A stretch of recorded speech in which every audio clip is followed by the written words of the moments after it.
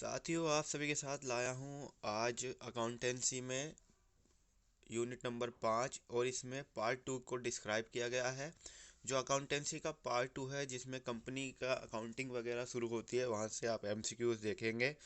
तो पहला एमसीक्यूज है, कंपनी की क्या विशेषताएं हैं। कंपनी एक कृत्रिम व्यक्ति होता है, आर्टिफिशियल पर्सन होता है, बिल्कुल सही। कंपनी कानून द्वारा निर्मित होता है, made by law, very good. शाश्वत उत्तराधिकार होता है, और ये सभी बिल्कुल सही, ये सारी बात सही है कंपनी के बारे में।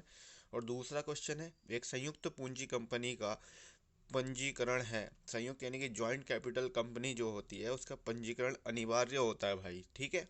कुछ चीज़ों को आप ऐसे ना करें, ऑप्शन पे ना जाएं। कुछ चीज़ों के लिए तो आप परमानेंट फिक्स दिमाग में रखें कि भाई एक संयुक्त पूंजी वाली कंपनी है तो इसका जो पंजीकरण है वो अनिवार्य होगा। चलिए आगे बढ़। एक निजी कंपनी में सदस्यों की अधिकतम संख्या कितनी हो सकती है भाई, ये पिछले साल क्वेश्चन आया हुआ है। निजी कंपनी में जो अधिकतम संख्या है वो 200 है, ठीक है। आगे बढ़ते हैं और बात करते हैं एक निजी कंपनी में न्यूनतम सदस्यों की संख्या कितनी होती है, तो वो होती है 2। तो अब आप इस चीज़ को समझे, एक निजी कंपनी यानी कि प्राइवेट कंपनी में जो मिनिमम मेंबर्स होंगे वो 2 होंगे और मैक्सिमम 200। मैक्सिमम 200, मिनिमम 2, ये याद रखिए आप। यदि किसी कंपनी की 51 यानी कि 51% चुकतांश पूंजी सरकार के पास है तो वह कैसी कंपनी कहलाएगी, तो वो एक सरकारी कंपनी कहलाती है, क्योंकि उसमें 51% शेयर जिसके पास होंगे उसका होल्ड रहेगा, उसका नियंत्रण रहेगा, तो वो सरकारी कंपनी बन जाएगी। आगे बढ़ते हैं। क्वेश्चन नंबर 6 है कि एक पब्लिक कंपनी की प्रदत्त पूंजी या इससे अधिक होनी चाहिए। कितने रुपए से ज़्यादा होनी चाहिए। जो प्राइवेट पब्लिक कंपनी होती है, वो सरकारी कंपनी 5 लाख रुपए से अधिक उनकी प्रदत्त पूंजी होनी चाहिए। आज के बात करते हैं साथियों के अंशों व ऋण पत्रों में अभिधान आमंत्रित करने के लिए प्रविवरण निर्गमित कर सकती है। केवल जो प्रोस्पेक्टस जारी कर सकती है तो वो केवल और केवल सार्वजनिक कर सकती है कंपनी, प्राइवेट कंपनी प्रोस्पेक्टस जारी नहीं कर सकती है, ठीक है। आगे बढ़ते हैं, बात करते हैं प्रश्न नंबर 8 की। कंपनी के अंशधारी होते हैं भैया, जो कंपनी के अंशधारी होते हैं वो कंपनी के स्वामी होते हैं, ठीक।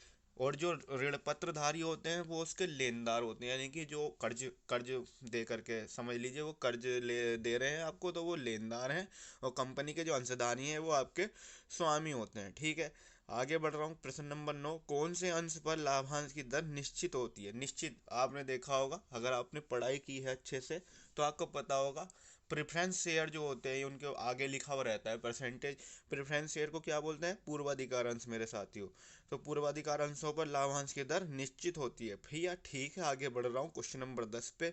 पूर्वाधिकार अंश उन व्यक्तियों के लिए होते हैं जो, किन व्यक्तियों के लिए होते हैं, जो निश्चित आय चाहते हैं, बात तो सही है। निश्चित आय चाहते हैं और जोखिम उठाना नहीं चाहते हैं, ये बात सही है। जोखिम वहन पसंद करते हैं ना भैया, अगर वो जोखिम पसंद करते, रिस्क पसंद करते, तो वो फिक्स परसेंटेज में क्यों रहते, वो निश्चित आय के लिए क्यों जाते। जोखिम वहन पसंद नहीं करते हैं, जोखिम भी पसंद नहीं करते और वो निश्चित आय भी चाहते हैं, तो ऑप्शन नंबर बी सही है इसका। आगे बढ़ रहा हूँ मैं क्वेश्चन नंबर 11 के साथ।